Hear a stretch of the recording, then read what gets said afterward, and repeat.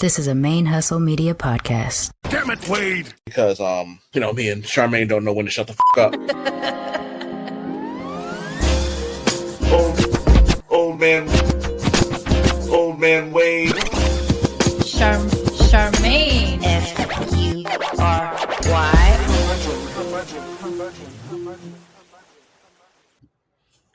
You unlock the door with the key of imagination. Beyond it is another dimension, a dimension of anger, discrepancy, and cursing. You're moving in a land of both curmudgeon and more curmudgeon, of things, of ideas. You've just crossed into Main Hustle Media. I wish you told me you were doing Lavar Burton, because I would have been Mychal the Librarian. That's dope. Thank you. Oh, I was also gonna start it with curmudgeon in the sky. Well, you did do that before, right? Yeah, I think I did. And I was like, wait, I have to change it. I had another. I'm just randomly like Googling like old intros. I appreciate it. And I'm gonna show my. Oh wait, this way. Representation matters in the style of reading Rainbow mug today. Yeah, I made myself a banana chai. This wasn't on the docket, but I just want to say that, like, when we talk about representation, don't give us bullshit characters just for the sake of representation. Like, don't give us like, hey, you want black characters? Here's Black Rain. What does he do? He's a black guy who makes it rain. Don't give us any bullshit. Give us like real legitimate characters. Like Miles Morales is a legitimate character who, yes, holds the Spider-Man legacy name, but he's not Peter Parker. He's his own guy. Like his own guy, yeah. It's not like Peter Parker in blackface. Exactly. And if anybody needs a perfect example of a comic book writer who does that, Cody Ziegler is just, and I don't like doing this, but chef's kiss. Everything he wrote I'm not sure how long his Deadpool run was, but every issue that was phenomenal. And I was kind of upset because he killed Deadpool. And I was like, why are you killing him? It doesn't make any sense. But I was like, you know what? I trust the writer. He'll come back, right? Oh, yeah, he came back like 3 or 4 issues later. But all of that was just specifically to make Ellie Camacho, his daughter, even better. So it was just 4 issues of her just being amazing. I was like, this is how you do it. And Ellie Camacho, who happens to be mixed, Wade is white. Her mother is, I want to say she's Puerto Rican. So and it's funny watching her like switch from like Spanish to English in like in the comic book, and Wade speaks Spanish too, so they're communicating in Spanish. I'm like, oh, this is dope. Like, you know what I mean? And the same thing Miles Morales does, because Miles Morales is black and I think he's Puerto Rican too. Dominican, I think. You might be right. And so like he switches back and forth, and it's funny because he always talks about like he talks about his heritage, and whenever he goes, "You're black," and he goes, "and Latino," you know what I mean? He always makes everyone know, like, don't forget this part of me too. So I think it's actually super dope. As opposed to what we do see often in both real life and fake life is, I'm not black, I'm Dominican. I'm not black, I'm Puerto Rican. Like, yeah, and he's both. Or Dwayne Johnson, who only uses his black side of it when it's convenient for him. Yeah, I mean, we talked about this before. That what bothers me about him is he always has black kids, but not a black partner. Yeah, like the wife or the mother is always gone or dead, and we don't ever hear about them, not even reference. But he always has black kids. Oh, it's funny. His real life daughter, Ava, I love her so much. Like, she straight up like just does not care. Like, after the I'm not even gonna say that douchebag's name who got shot a couple weeks ago or 3 weeks ago. She stood on business and was like, yeah, this is how I feel about him. Fuck him. Say nice things when you're alive. They will say nice things when you're dead. Yep. She's also queer as hell and like proud of it and like walks out to it. And her partner is fly. I actually had no idea. I like vaguely remember he had a kid years ago, but I had no idea that kid had become an adult. Mm-hmm.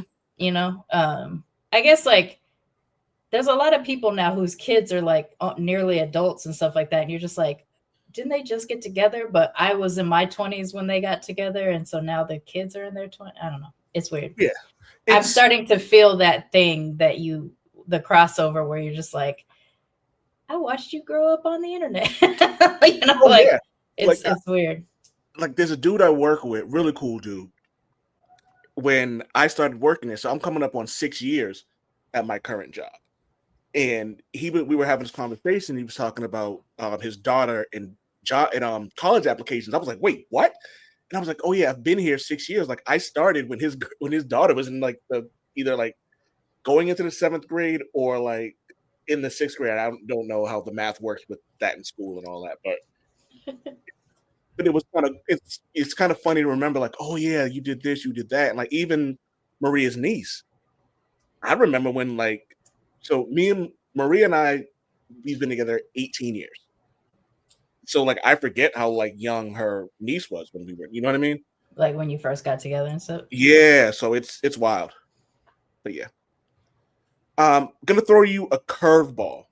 I was trying to think about some stuff that's because you got a lot of stuff going on in your life. Law school you talked about earlier, but you also just did Mixed Asian Media. Mixed Asian Day, hosted by Mixed Asian Media. I'm sorry, Mixed Asian Day, hosted by Mixed Asian Media. What was that like? Because we haven't really, because you've been super busy. I have been. Yeah, because actually our last episode was like definitely before I went off and did that. But it's been like a month or so since we did an episode. It's so funny that you brought it up because I wasn't even planning on talk about it, but I'm actually wearing the t-shirt from the place that hosted the event. But yeah, so Mixed Asian Media is created by a friend of mine, Alex Chester Iwata. She is mixed Japanese and Jewish. And so she does a lot of media stuff related to mixed Asians. It's on the website. You can see all kinds of stuff. But a couple of years ago, she decided to launch Mixed Asian Day, which is always the second Saturday of September, just to have something that felt like ours. You know, we don't as mixed folks, we have the option to celebrate all the different things that we are, but every now and then celebrating the actual mixedness of it all is something that I think we lack as a community. And which is why I'm one of the co-planners, arrangers, whatever you want to call it, of Free to Be Fest, which is another mixed festival I did over the summer. But Mixed Asian Day was in San Francisco this year at the Japantown in San Francisco that I grew up going to, like with my Japanese side of the family. And it was at Coho Creative, which is a workplace, like a co-working space that also hosts an event. It was a really great location. And it's on the side of the Japan Mall that had like practically shut down when I was a kid. So it's like come back alive and stuff like that now. Oh, that's cool. Yes, it was actually really like, it was like medicine going to this event because I was the moderator of the closing panel for the day, which I really appreciated. Alex, I didn't even realize Alex was going to do that, but she trusted me to be the closer of the event. And we had various panels about different aspects of mixed Asianness, including transracial adoptees, which is pretty common within especially East and Southeast Asians, like the Korean adoption wave that happened in the 80s, and Southeast Asian. And I say adoption with quotation fingers because essentially these children were like stolen from Asia and brought to Tennessee or some shit like that, and raised by white people and stuff like that. So there was a transracial adoptee one. There was an author panel. There was a group yoga session that was created and stuff like that. And a mental health panel as well, which preceded mine. And I did a panel on We Are Not a Monolith, about how mixed Asian or just Asian identity in particular in America is always like East Asians, which is what I am. I am an East Asian, but I don't need the representation as often as I get it in comparison to the other Asians that are under the umbrella of being an Asian. So we talked about, how we as a community can help promote Asianness across the diaspora rather than just focusing on like a white and East Asian mixed person. It was a really great experience. The day was great. I don't often get to occupy Asian spaces. I I grew up Black primarily. I used to call it weekend Japanese because that was when I got to spend time with my Japanese side of the family and stuff like that. And so it took a long time for me to occupy like Asian or Asian American spaces where I felt like I had a place there. Growing up, I wasn't really welcomed in Asian space. I actually had the opposite experience that a lot of biracial Black and white folks claim to have, which is like Black people didn't accept them. I didn't grow up in the era where Black people didn't accept me. I was a little bit Black. I was all the way Black as far as Black people were concerned. But I guess that's flipped now in this new generation. But I did have it on the Asian side. I didn't get to be Japanese. I didn't get to be Asian. And so since starting Militantly Mixed, I've started to occupy more Asian spaces. And so this event was just another one of those notches in the I'm seen as an Asian, mixed Asian person thing that has happened to me since I started doing Militantly Mixed. And because it happened to be in Japantown, like it wasn't a Japanese event, it just happened to be in Japantown, and the Japantown that I grew up going to, Nihon Machi is how you say that in Japanese. Like it really felt like medicine. Like I got to be mixed Japanese Sharmane basically that weekend. And a lot of my friends that were at the event happened to also be mixed Japanese, which is just coincidental. So yeah, it was a really good event. We had even a social boba hour afterwards, and I got to adopt a little Black Asian nibbling, someone who was in desperate need of a mixed auntie. Nibbling, it's your niece and nephew. They're called nibblings. Did you know that? I did not know that. That's what nieces and nephews are called.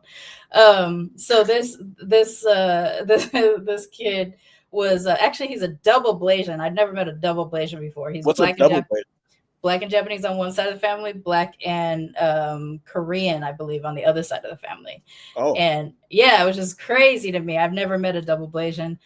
So I was one of the, I was one of a few Blasians that were present. And I started talking very seriously about like the Black Asian identity and how different that is from like what we get to see on TV, which is primarily like East Asian and white.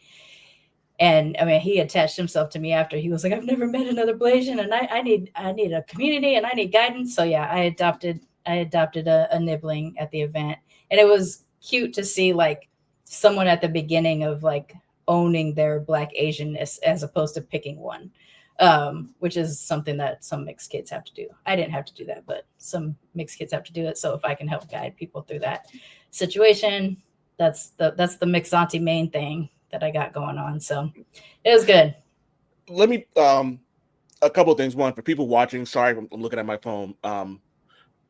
Valkyrie was supposed to work today. She's now not working today, so I'm just kind of like trying to like so managing family online. That's fine. It happens.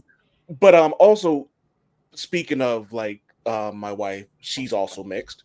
Mm-hmm. And I remember when we first started dating, there was this conversation that we used to not used to, but conversation she still has, but it's not as, she doesn't come across this as much anymore because I think she's at a different level of go fuck yourself kind of thing. We all get that. And she talked about like, you know, she was never Black enough for the Black people or white enough for the white people. Like, you know what I mean? Yeah, I didn't have that experience. I get it a lot on the show, but I didn't have that one. But it's like now she just pretty much is like either love me or hate me, and she's probably, you know what I mean? But she's also very much like when someone asks her what she is, like she'll tell people like, you know, she's Cape Verdean, and her mom, like her dad was like Cape Verdean from Cape Verde, and I want to say her dad was born in Sierra Leone. I want to say I think that's what it is. I can't remember, but her mom's white. But like she'll tell people, it's like, yo, I'm Black. Like, you know what I mean? Like she tells people, like, because like people even Cape Verdeans, they're not unlike Puerto Ricans or Dominicans, in which like they have the influence of Africa, Spain, Portugal. They have white skinned people, they have Black skinned people, they have brown skinned people. Like that's Cape Verde is a completely mixed area or island. Yeah, and it's funny when they tell people like, oh, that someone to go, oh, like it's like you're not really Black, and my wife would be like, do you know where Cape Verde is? Yes, it's closer to Africa than you are right now. Yeah, The black thing is strange. It's changed for me a lot over the years. I was never a person that adopted the African American title because, as far as I know, my ancestors haven't been on the African continent for a couple hundred years at minimum, right?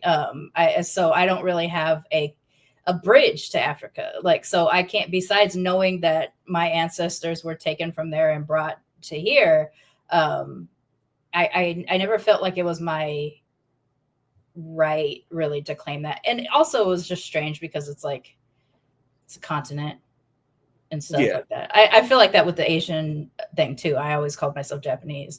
I have since found out where my ancestors come from, and that changes how I feel about like attaching myself to an African history, not identity, because I don't have an African identity, but like a history. I feel like I have a bridge back to that.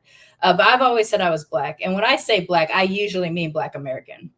Understanding that like I'm also British and that side of my family is white and black. And so there's Black British and then there's like Black American, you know, things like that. Like, it's like, so you bring up a good point when someone will go, Idris Elba is African American. I'm like, no. He's not even American. Well, actually, his mother is American. Oh, I didn't know that. Yeah, I forgot about that. His mother is American. She's black, but she's American. Yeah. So, and it's like, or like when someone will say to me, like, you're African American, I'm like, no, I'm black. And they go, well, your roots are from, I was like, yes, my skin shows you that, like, there's somewhere down the line, I was like, you know what I mean? My people were slaves. Like, you know what I mean? I'm Black American. And someone will go, what's the difference? Like, how come you can call yourself black, but we can't call ourselves white? I'm like, you can trace where you were from. I have no idea where the fuck I'm from. Right. I was like, if you want to take it a step further, my last name is racist as shit. I know. I've always felt like that about you. I know we've talked about it before, but it's like, God damn. I actually was going to ask you if you'd ever thought about changing it before. I was actually close to doing it when me and Valkyrie got married. Yeah. And I've also even played with the idea of just going with like just two names, just my first and my middle name. Yeah. I also even thought about going my first name, middle name, and then just going Wade. You know what I mean? But I was just like, it is what it is. Like, but I also didn't change it because it's a tie to my grandmother, and so I was like, like, you know what I mean? I care. And it's funny because my pops' last name ain't much better, so yeah, like his last. This is your maternal surname. Yes. So like I was like, I'll just leave it as it is. Like, you know what I mean? And I don't know if I've even told the story on this podcast or even if I've even told you. Valkyrie's at work and someone was like looking at her last name and they go, how'd you get the last name Lynch? Question. And then so she goes, it's my husband's last name. He goes, where does that come from? And then her black coworker started giggling. And Valkyrie goes, well, back when Mark's people came here on boats, that's how they killed them. And I'm assuming that it's still happening. We're assuming there's some racial ties. But here's the funny thing about it. It's also a very Irish last name. I didn't know. It actually is, yeah.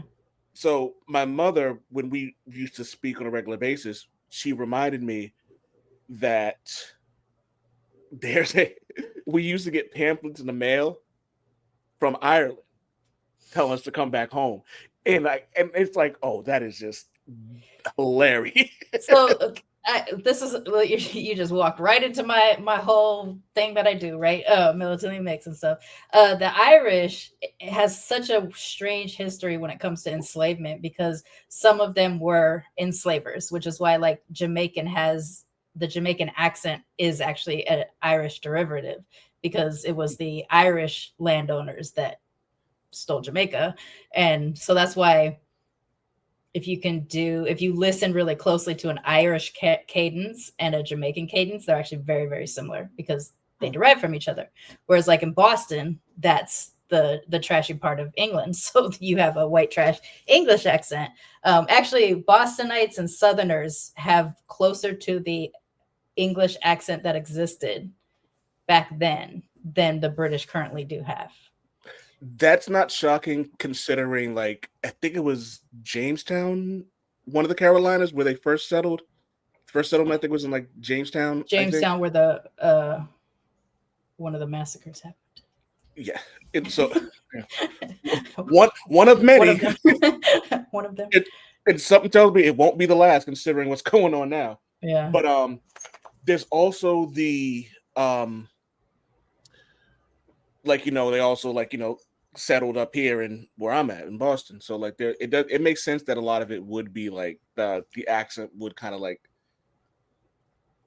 maintained, I guess would be a kind of a word for it, or like that the American side maintained the older accent. So actually, a lot of Shakespearean works would have sound more like a Southern accent, a Southern American accent, than the current modern day British accent. I didn't mean to go down that path, but the Irish thing.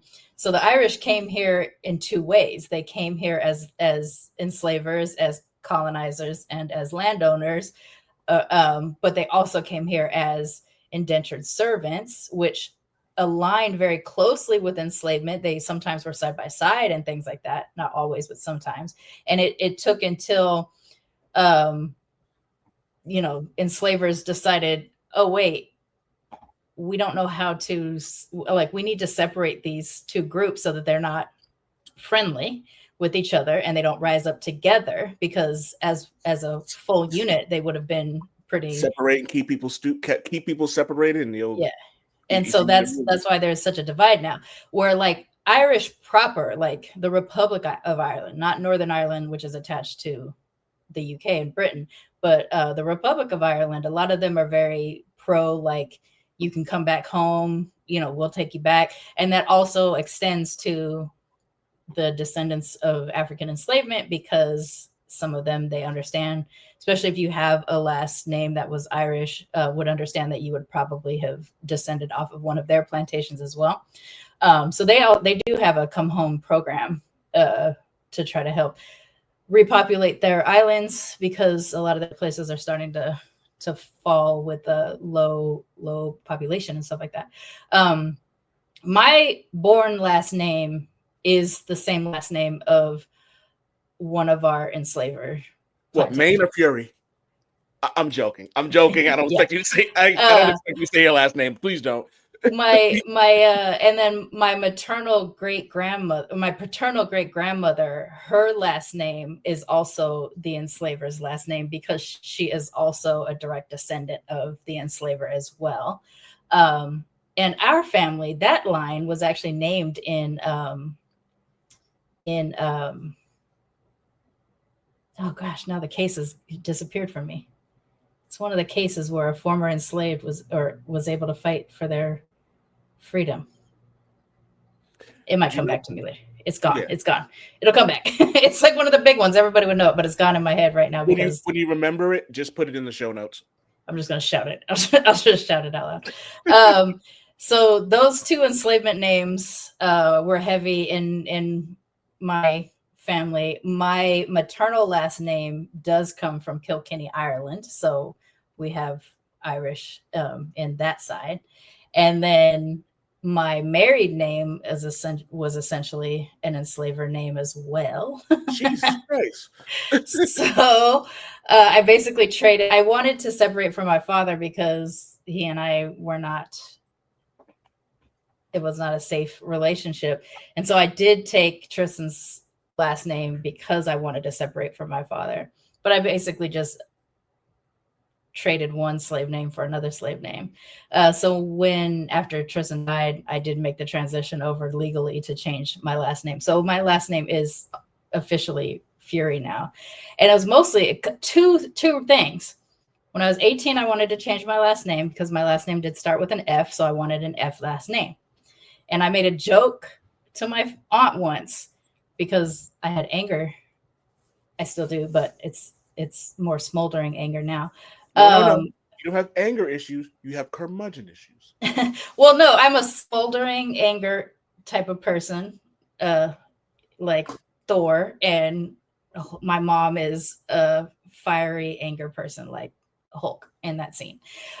So yeah, I wanted to change my name, and I made a joke. I was like, it would be funny if I changed my name to Fury, right? Because I'm so angry. And because I wanted an F name. And my aunt was like, don't do that. But I thought about it. Like I thought about it way back then. And it was kind of like a throwaway, but I thought about it all the time. And then do you know what's funny about that is because of your love of Sam Jackson and the Fury because of his role as Nicholas Fury or Nick Fury. I never thought about the Pulp Fiction connection too with Furious. Yeah. I never thought about that. So people who don't know me yet, if they're your audience that are crossing over, I have for years since I was a teenager have said that Samuel L. Jackson was my father, and you can't prove he's not. No, I'm joking. So I've just owned him forever. I've loved him since I was a teenager and stuff like that, and yeah, the Pulp Fiction line from the Bible with furious anger. And so yeah, when I was 18, I almost changed my name to Fury, which had nothing to do with the future of Sam Jackson becoming Nicholas Fury. It was just I wanted an F name, and because I was in such an angry period of my life, I was like, what if I called myself Fury? Threw that away. Then my dad becomes Nick Fury in the MCU. And so I started to change my social media names to be like, I would say Sharmane L. Fury, or like I would make a play on my name and Nick Fury and stuff like that. And then once I started the show, I ended up just using it as a stage name because of the connection with the MCU. And after all these years of being Sharmane Fury, like publicly, it does feel like my name. Like it just did feel like my name. It didn't feel like a stage name anymore. And when I get invited to places, Sharmane Fury was what's on the label, when I would stuff like that. So after Tristan died, and the last name that he had was his adopted father's last name anyway. And they weren't very good to me after he died. They weren't very good to him in the last few years of his life as well. So I didn't really want to maintain that connection to them. And the free way is I could have gone back to my old name, and I was not going to do that after 30 years. I wasn't going to go back to that name. And so I was like, well, the public knows me as this, at least my public does. So I went ahead and made the change. And when I sat through that hearing, because you had to do the court hearing, it lasts like 10 minutes. But when I sat through there and the judge said, by the power of the state of blah, blah, blah, and hit that gavel for me, I just like burst into tears because it just finally felt like I owned myself in a way that like, when I was my born name, I was my dad's kid. And when I was Tristan's last name, I was Tristan's wife. And with Fury, I'm my own Sharmane. This is a joke, but I think I manifested Samuel Jackson becoming Nick Fury. I think I did it. I think it was because I claimed he was my dad, and because I wanted the last name Fury when I was 18. I think I manifested him becoming Nick Fury in the MCU, and because I'm Marvel Mani, and then I ended up working with his daughter on a TV show for a couple of years, and I was horribly embarrassed about my obsession with her dad because people could tell because it was on my computer. Like I just had Samuel L. Jackson stuff all over my computer. And they're like, have you met Zoe yet? And I'm like, no. And then I looked at Zoe's last name and I was like, fuck.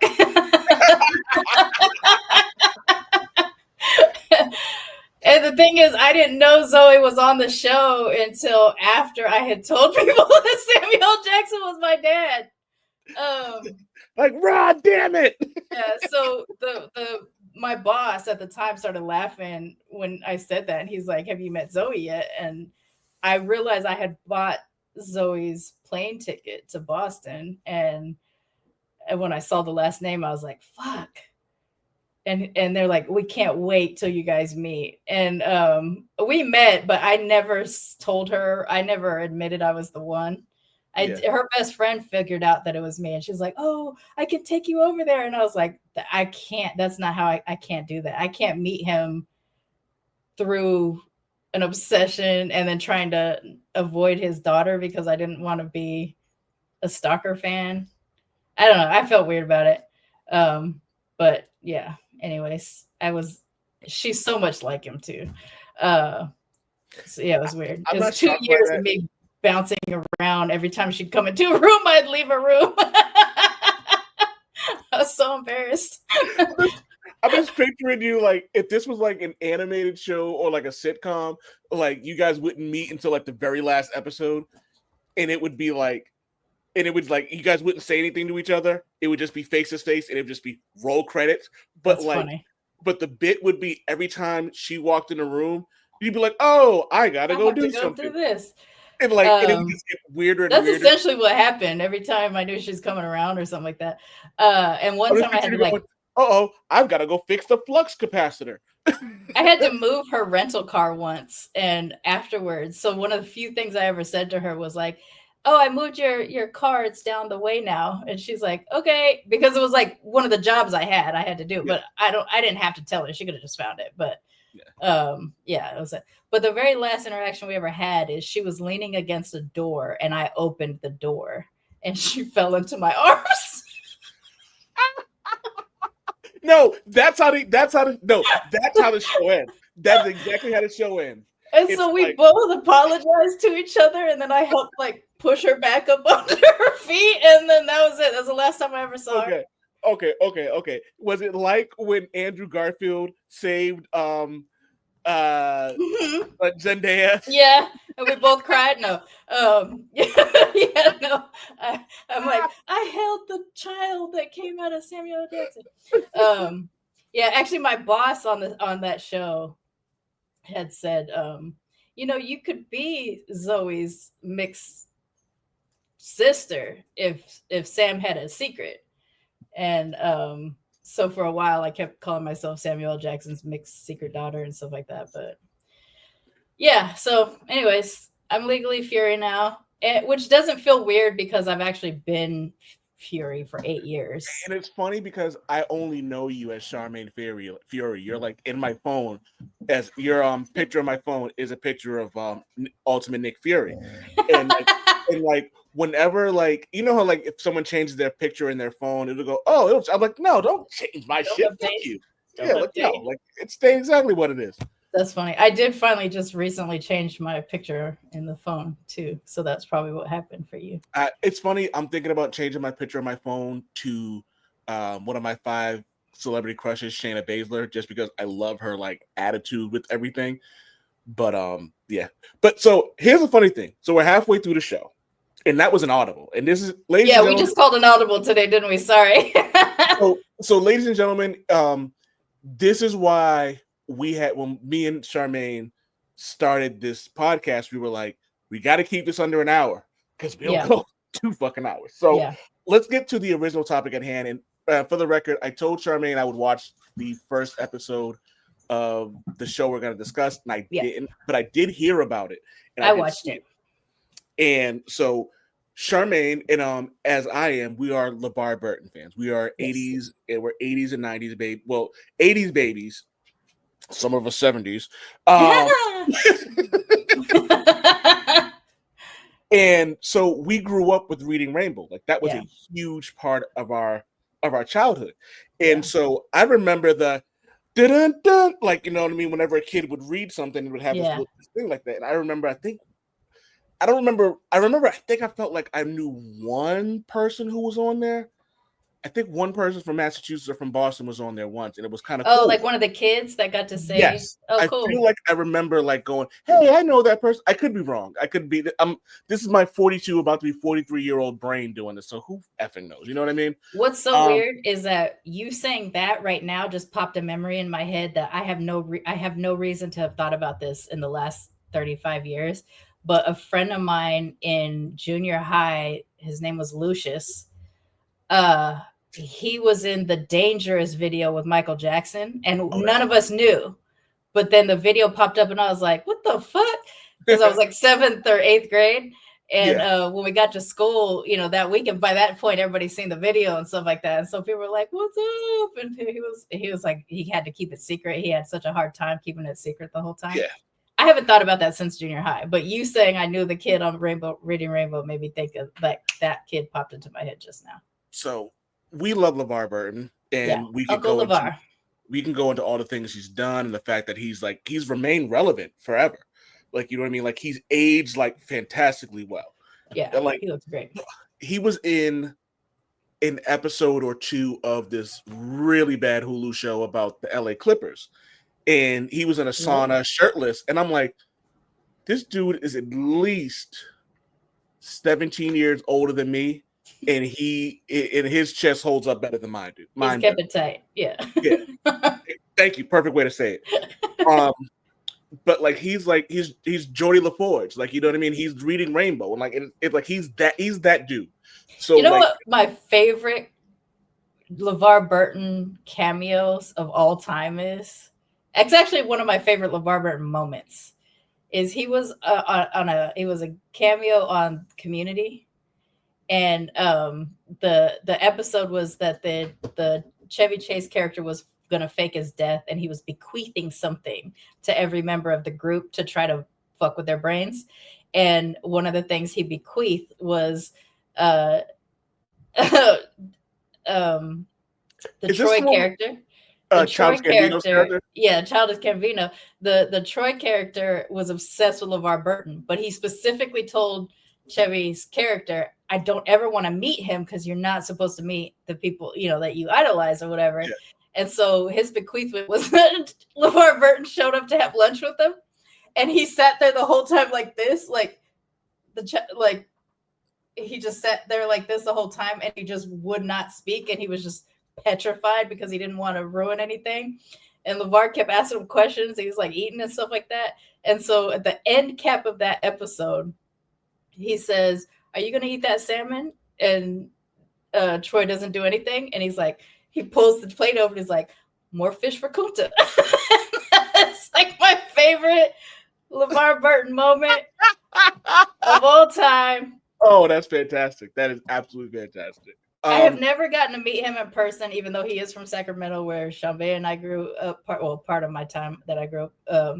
There's a park in Sacramento named after him. I do know that we were trapped in the movie theater at the same time, but in different theaters, when there was a big earthquake in LA like 4 or 5 years ago, because his wife tweeted about it, because I follow her too. And I was like, oh my gosh, I can't believe I was in the same theater as Stephanie and LeVar, but we were in different things. But we were both talking about the earthquake thing. And then she wrote back, "I'm glad you got out safe. We did too." And so I felt special. And ladies and gentlemen, for the record, his wife is fine. That's a good family. Like the whole family looks great. I wasn't going to say anything about their daughter because I wasn't sure how old she was, so I was just kind of keeping that. Like, but she's like, his daughter's beautiful too. It's a good looking family. LeVar Burton's fine. Are we going to keep it a buck? Also, and he's got a great voice. So a couple years back, he had the adult version of Reading Rainbow. His podcast was like LeVar Burton Reads, and it wasn't like naughty. It was, he read adult books to adults. So he would read short stories on his podcast. It's still on there. You can still find it. LeVar Burton Reads. So he would pick a story. He would tell you at beginning, like before he'd tell you like about the book and why he chose it, the short story. And then he'd read the short story. But before he got into, so he did his little intro and he told you why he cared about it. And then he's like, okay, so we're all going to get ready. So we're going to hear this story. Everybody take a deep breath. And he'd go, "Let's begin." And I don't know what it is about that. It was always like, Uncle LeVar just calmed me down, so I'm just going to sit tight and listen to him read. Because, like, he read to me my whole childhood, right? It might as well read to our adulthood, too. You know what I'm saying? And during the COVID lockdown, he did lives on Twitter where he read books different times a day. So he had, like, a child day, a teenage day, and an adult or time a day. And he would read short stories during those stuff like too. So there's so much about him that I absolutely love and adore. But Mr. LeVar Burton, please come on the show so we can, me and Sharmane can both just kind of stare at the screen and give more salmon to Kunta. If that happens, we have to bring Sharmane on, because this is a joy that Sharmane and I have shared our entire life. We did talk about, like, I was like, maybe one day I should try to get him on and stuff like that. But I've always been shy. I can ask anybody, any celebrity that I'm not emotionally invested in, no problem. But once I have an emotional investment, I have a really hard time reaching out to them because I feel stalkerish. Do you know? Even though I'm not. I'll talk to you about out there. But so Reading Rainbow, it got a. I don't know if you want to call it a reboot or a continuation, but there is a new Reading Rainbow. Yeah. Do you want me to look up the person's name who's doing a new? His name is Mychal the Librarian. It's Mychal. And I've been following Mychal the Librarian on Instagram for a long time. He is a very kind, enthusiastic young guy who became a librarian because of his love of books and his love of helping weird kids feel not weird. You know, like any of the kind of nerdy black kids that just didn't get to be regular because they had an interest in comics or books or whatever. He's the, like, the internet child of Lavar Burton. Like what Lavar created in the 80s, this kid is the result of, basically. I say kid because he's half my age, but he's a grown man. He's in his 20s. Or 30s, I don't know. He was bullied pretty heavily as he started getting more popular on Instagram and TikTok. He started getting bullied really heavily. He actually, I think, was almost gonna take himself out for a period of time. So he had a really, and then the community came together to just like support and offer him love, and all that time he ended up continuing on his work at the library that he was working at, and then he moved on from that library to something else, and then Reading Rainbow happened. So they did an update to the Reading Rainbow theme music. It's still the same song, but it's a new arrangement. How do you feel about that? I think it makes sense to do it. I think making it a modern update but keeping everything else, like, you can tell it's the same song. There's nothing significant has changed, but the music arrangement has changed a little bit. It does sound like more current and stuff. I think it's I think you need it to create the bridge between the old show and the new show. Okay. That makes sense. The only thing that I don't know, I want this. I don't know how necessary it needed to be. I wanted to see the torch get passed between Lavar and Mychal, and they didn't actually do that on this show. Do you think that's something that could still happen though? I mean, well, yes and no. There was a court here, or there was like a court issue a couple years back with Lavar, and because he ended up taking possession of the copyright for a period of time under his own child book label, entertainment label, and then I guess another company took over his company or something like that, and so there was this push-pull for a little while. So I don't actually even know if he's supposed to be associated with it anymore, but I don't know that that's not the case. I remember there being a hearing, and I remember him no longer having the copyright after that period. But it's now being hosted by Kidzuko, which is the production company that's putting it on. It's hosted on YouTube. The first episode just aired this week, and it feels like a legacy show. Like it has a very similar format. Like there's the main book of the show, there's some kind of outside adventure thing, and then there's the kids making their recommendation books and then them rating the books and stuff like that. So it feels the same. It had the outside adventure on this first episode had Eben, the thing. I forget his last name. Eben, Fantastic Four, most recent, The Thing. There's no way I can remember his name. He's got I think it starts with the last M or something like that. But he went on his adventure was he went to the New York Animal Center or something like that, and he read a book to cats. Which, like, the whole episode actually was about cats because the book that they chose was Eben Maj Bakrak. Yeah, that Moss, but yeah, that thing. He read No Cats in the Library, Two Cats. It was very sweet. Can I tell you how much? I talked about it, but we've talked about it. So go ahead. I was gonna say how great I thought he was in the thing. Yeah, he was great in it. So all in all, it was great. They also had an activity with kids where they built the outdoor library little boxes, so each kid got to build their own little outdoor library. And it's just so sweet. Like I'm gonna keep up watching it, even though I don't have any kids or stuff like that, because I want to support the channel. Like I want the channel to have the downloads and stuff like that. But also, I just wanted to feel like that Reading Rainbow feeling that I had when I was younger and stuff like that. So it was nice. I really liked that they kept the general format. They updated it a little bit for modern times. But he's the legacy. Like it had to be him, or it had to be oh gosh, what's that guy's name? Hold on, I got it. What's that guy's name? Weirdo. It had to be this guy, Tony Weaver Jr., who wrote the Weirdo comic. I don't even heard of that. You ever heard of Weirdo? I don't think Okay, so. I'll send you some links. So Tony Weaver Jr. is also an Instagram success type of guy who is a black nerd who's hella nerdy, into anime, into comics, all this kind of stuff. Got bullied online a whole bunch too, but persevered through all of it. Oh, do you remember a few years ago when the Black Knights, what were they called? He's the one who named them. The Black Knights? Oh gosh. They had a name. Man, this widow / perimenopause brain fog stuff is crazy. There was a couple years ago where people were talking about, like, it was during all the racist stuff that was happening in 2020. And so we were telling stories on the internet as if we were black elves and black knights and stuff like that. You know what I'm saying? Yeah, and I can't remember that.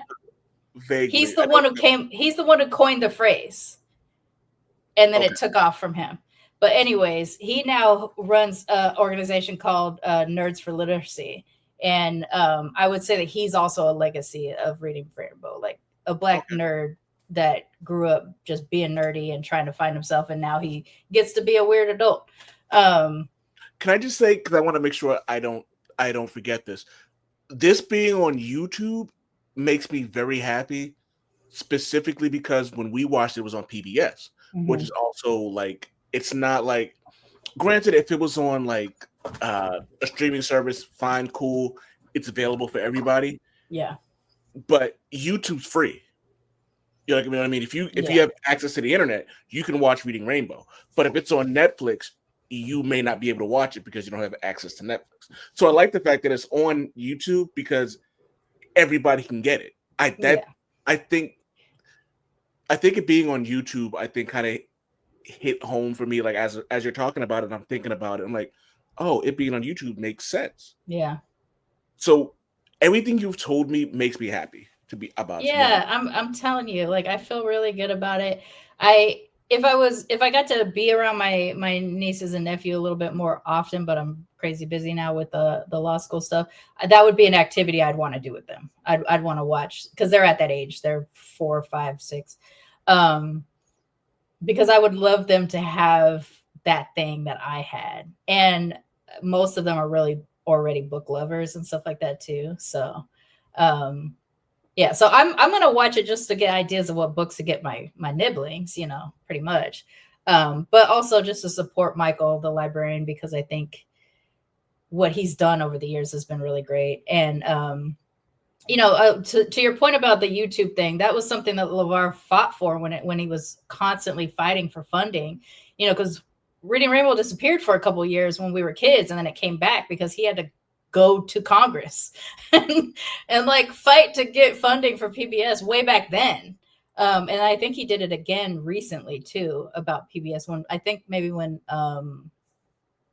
Sesame Street lost its funding or something like that. I don't remember exactly. Boy 45 was just like, we don't need PBS. And I'm like, no, we need PBS so we don't get more of you. Yeah.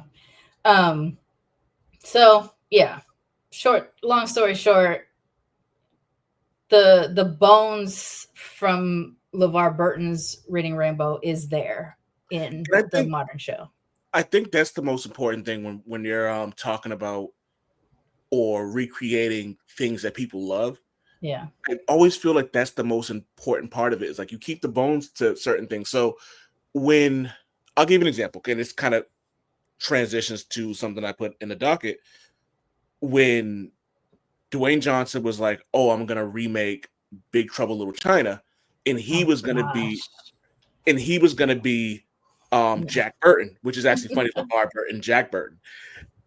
My wife said something that made a lot of sense to me, and I didn't notice it because it's Big Trouble Little China is my favorite action movie. Like it's one of those like real like one of your favorite bad movie type things.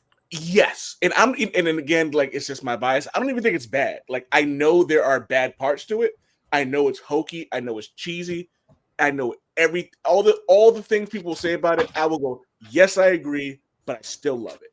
And I when Guardians of the Galaxy, before it came out, and I'm on record for saying this on my podcast, before the movie came out, I said Guardians of the Galaxy is going to be Marvel's Big Trouble Little China, and they're going to shock people how good they are. Mm-hmm. I just wish Chris Pratt wasn't a douche. Man, I used to love him too until I did too. It's funny, in like I used to look things up to kind of like defend him for the stuff he did. Then there's like the RFK shit. I'm like, all right, get the fuck out of here. But anyway, so Valkyrie brings up the point that one of the things that was important about that movie was Jack Burton not looking like an action star. Yeah. He looked like a trucker. Was he in great shape? He was in great shape for a trucker. Like he was never shirtless. Well, the 80s was about that kind of action hero. Bruce Willis also didn't look like an action hero. Well, there was, I felt, not just saying that, I feel like there was a conflict between the Arnolds and the Stallones versus. Oh yeah, I forgot about them. Yeah, they existed. But the 80s did have like the everyman action hero. Dude. Who's a good example? Michael Keaton. Yeah, Michael Keaton had no business being Batman before he was Batman. You know what I'm saying? Like before he was Batman, he was a goofy ass comedy actor that he was the comedy version of what Pedro Pascal is today, where he was in everything. Oh my God, that is such a great comparison. Yeah, he was in everything. And then when they cast him as Batman, everybody's like, what? And I watched a little brief YouTube thing about it, and they talked about how if the internet existed then, like it would be a mess. And I was just like, yeah, it would be. But yeah, you know what I mean? Also, fun fact for people, Michael Keaton's real name, Michael Douglas. Yeah, his real name's Michael Douglas. He had to go by Keaton because Michael Douglas already existed. Yeah. So okay. I'm not going to be a complete hater. Dwayne Johnson is a phenomenal action star. Why does he have to keep rebooting other people's things, though? So when he is being Jumanji, fantastic in Jumanji. Like 10 out of 10 would recommend. The Rundown, same thing. Fast and Furious, same thing. I almost said Calvin and Hobbes, but Hobbs and Shaw. Fantastic. Like he can be a lead actor in an action movie. Mm-hmm. I don't think he's as good as he thinks he is.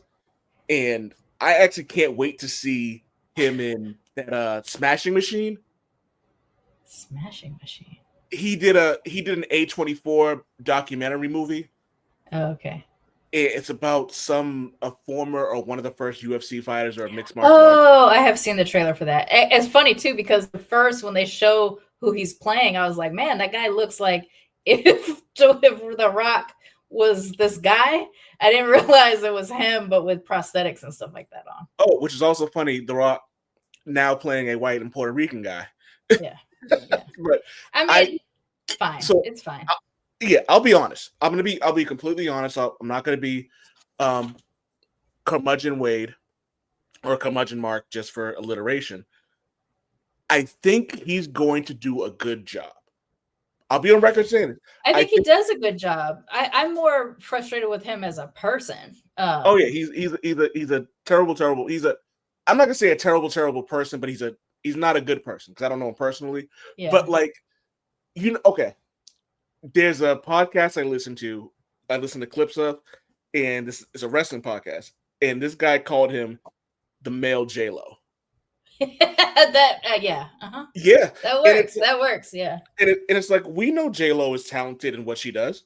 J-Lo can do a lot of things, but like she has a reputation of being a prima donna. yeah. She has a reputation of being arrogant, and because she's one of the most attractive celebrities to ever walk the earth, she can get away with it. Yeah. I don't think that The Rock is as attractive as he thinks he is. I don't think he's as good as he thinks he is. But in the wrestling world, The Rock is one of the... If someone put The Rock on their... I'm trying not to say the Mount Rushmore anymore because everybody on Mount Rushmore is a racist. Yeah. If you put him on like the top tier of things like that, yes, absolutely. Like, he's one of the reasons wrestling didn't die out. So yes, I can't associate him with wrestling because I never saw him as The Rock. I've only seen him as Dwayne The Rock Johnson. And then when he would go back on occasion and be The Rock again, I would see clips of that, and I was like, I can't reconcile these two guys. Sharmane, you have no idea how much I want to do a wrestling podcast with you or wrestling like segment with you when I go, hey, watch this match and let me know what you think, and we'll talk about it for like 5 minutes. You have no idea how much I want to do that. I remember watching wrestling when I was a kid, like I remember like Lou with the rubber bands, and I remember like the Iron Sheik and Andre the Giant, Oh, so 2 fun facts for you. 1, the Iron Sheik has been telling people that Hulk Hogan was a piece of shit forever. Yeah. He has been telling everyone that Hulk Hogan is a piece of shit forever. And I remember that. And he was right. 2nd, because Maria moved a lot, she lost a picture she had with Andre the Giant when she was a kid. And from what she told me, she said she looked like a baby when he was holding her. Oh, I bet. From everything I ever heard about Andre the Giant was that he was like super kind, and he really loved kids too. Like he was great with the kids when they showed up at the wrestling. Well, we called it WWF back then. So there's a story, and people can feel free to look this up. But I was listening to this episode of Behind the Bastards about Vince McMahon, and they told a story about Andre the Giant because it shows how much of a piece of shit Vince is. And they told the story about how Andre the Giant and Arnold Schwarzenegger were out for dinner or whatever, and they were debating on who was going to pay. Andre was like, I'm going to pay. Arnold was like, I'm going to pay. And they were going back and forth. Apparently, Andre the Giant picked Arnold Schwarzenegger up and put him on like one of those high stoops on like where like the windows are in a restaurant, and put him up there. I will pay money for a time machine to go back and just see that moment.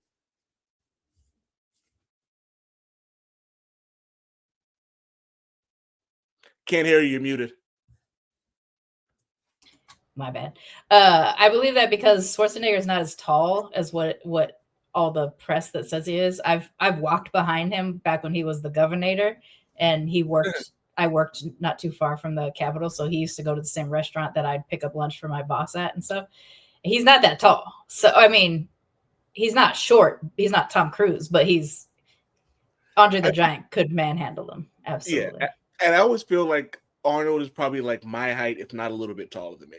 I think he says he's 6'1". I would put him at like 5'10". That's how, yeah.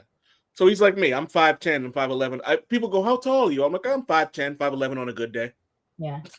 That's how my dad was. Like, I always wondered how... I figured out, to go back to the beginning, I figured out why my side of the family is not tall. My black side of the family is not tall. Or not even very muscular or built, the way, like... I mean, enslavement literally breeded people together to make, better, stronger, faster folks and stuff like that. But my family didn't get that. And so I found out why. It's they basically pre-did NFL. My ancestry comes from Gabon, and the tribe we come from is called the Koda. and the coda are polygamous pygmies, and their tallest person is usually around 5'7", and the tallest men in my family are like 5'10", 5'11", and so I think two things. Obviously, the height thing came from Gabon because that's where my ancestry is from, and I think I'm non-monogamous because I come from a polygamous pygmy tribe.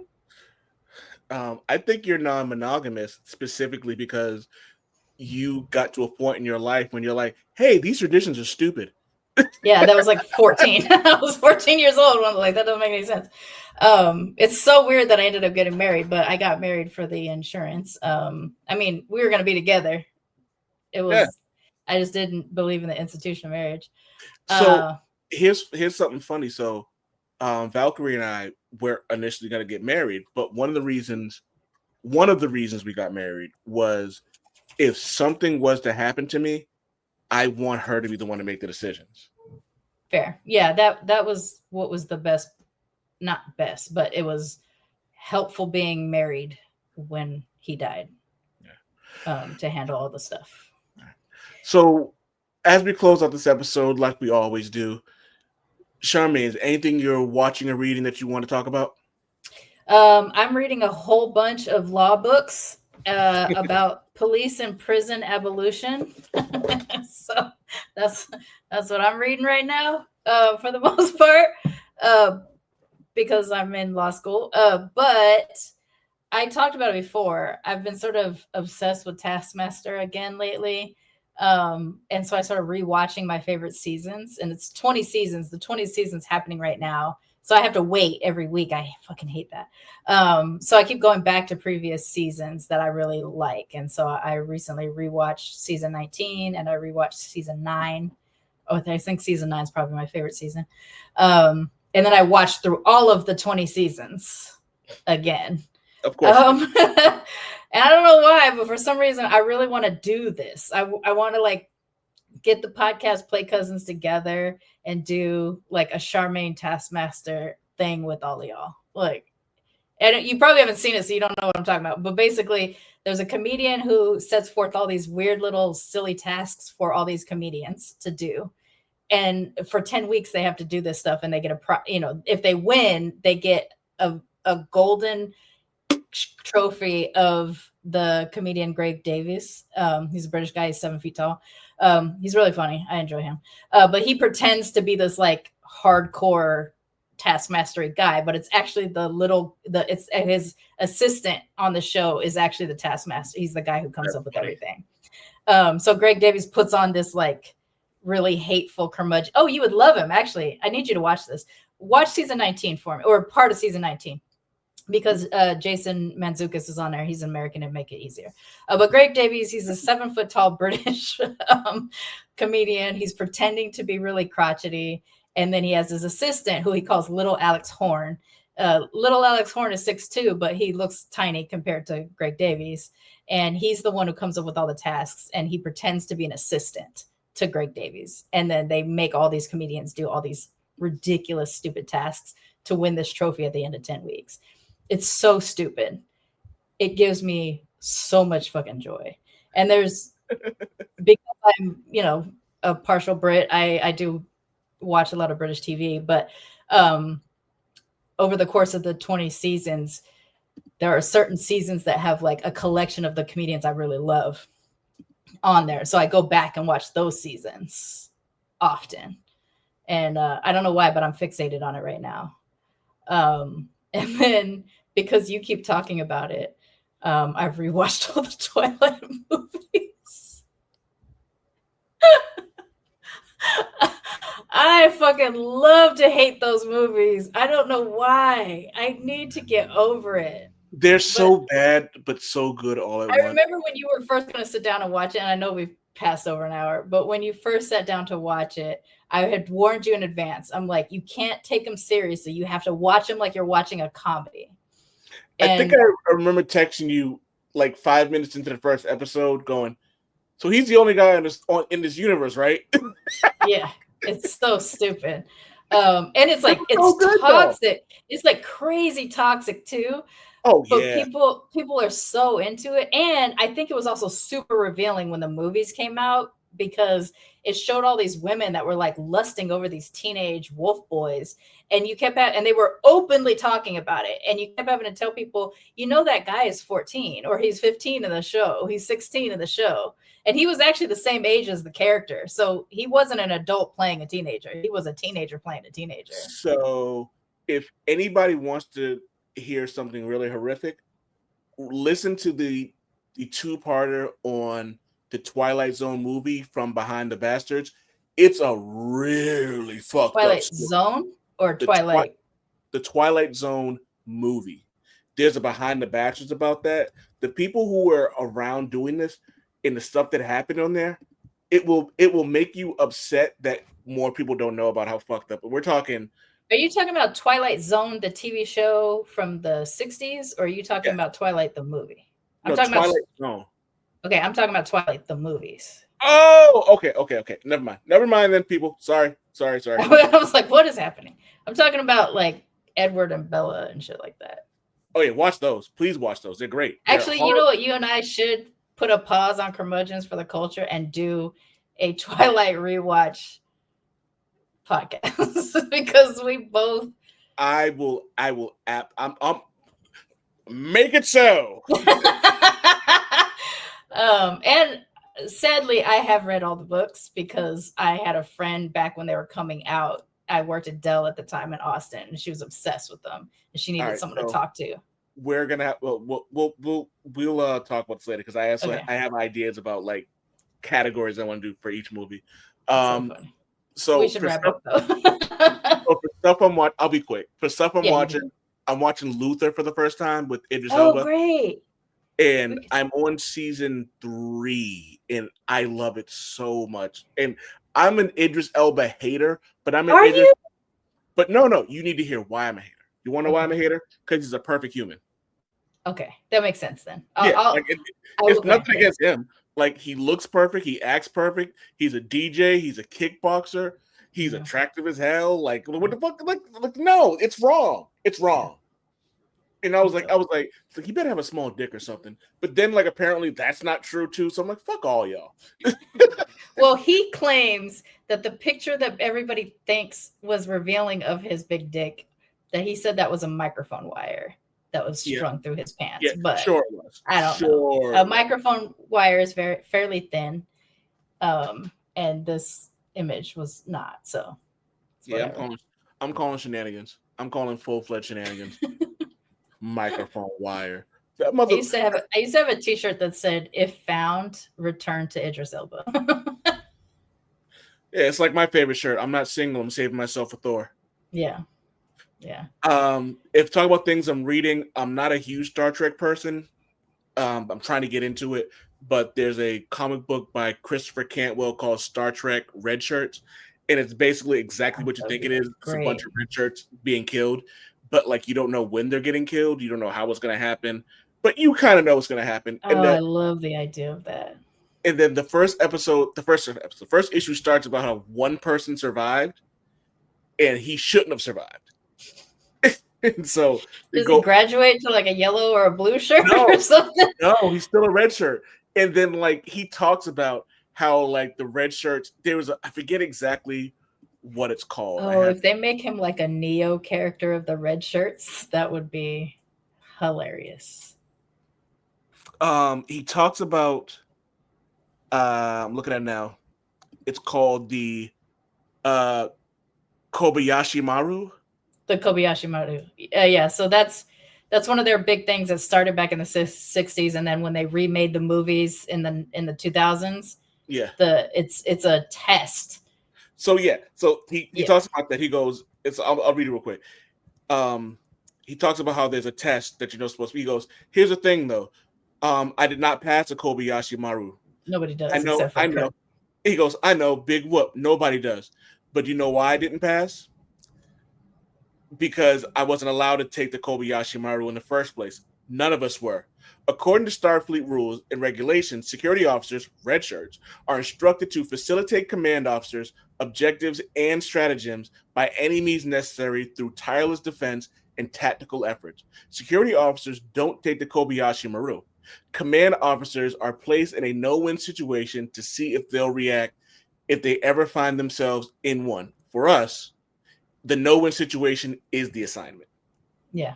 It's like no winning. I was like, that is the thing. Like that started back in the 60s, but Kirk is the only guy who ever outsmarted it.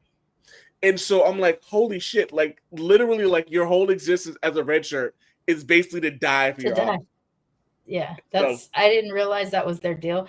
I feel like you and I should be into Star Trek, but I ended up on the Star Wars path. But Star Trek is more woke, I guess. Don't get me started on Star Wars. Like the comic books are just 10 out of 10. But yeah, the comics are great. I get it. But and without getting into it, I'm just gonna also recommend Exquisite Corpses by Jordi Belair, written by Jordi Belair with James Tynion the fourth. It's quick explanation. Every X amount of years, the people who really own America get together. They find a small town. They place bets on their particular assassin, and whoever has the most kills at the end of it now essentially rules or is the top dog in the United States. It's a bunch of billionaires betting on people. It's truly fucked up, but it's really, really good. So yeah, it doesn't seem like far out of the possibility with the way things are going right now. Nope, and it would explain Roanoke. Sharmane, where can they find you? You can find me on the Instagrams at Sharmane Fury is it Sharmane.Fury? I'm sorry. Or no, it's just Sharmane Fury. I make that mistake all the time. Or Militantly Mixed on the Instagrams. The YouTubes also Militantly Mixed, I guess, and Curmudgeons for the Culture. And Blue Sky, Sir Auntie Maine. M-A-N-E. You can find my stinking ass. Just Google Old Man WadeCom. They're on Blue Sky, Instagram, Twitter. Twitter's where I go and get my pornography. Like I don't really use Twitter for anything but porn and the bitching and blame. But on Blue Sky, I do most of my comic book stuff. Instagram, I post a bunch of comic book stuff. Also, Google Bam Smack Pow Mark, where I can do all my articles and stuff like that. That's where you can find me.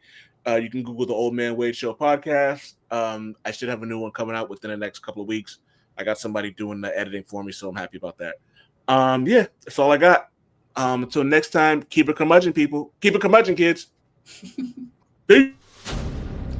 Curmudgeons for the Culture is a Main Hustle Media podcast, hosted by Old Man Wade and Sharmane Fury. Opening credit music is by Extramentals. End credit music is My Lord by Yarn Primac. If you like what you hear on Curmudgeons for the Culture, please subscribe, rate, and review on Spotify, Apple Podcasts, and YouTube. And until next time, keep it curmudgeon, children. Main Hustle Media. Turn your side hustle into your main hustle.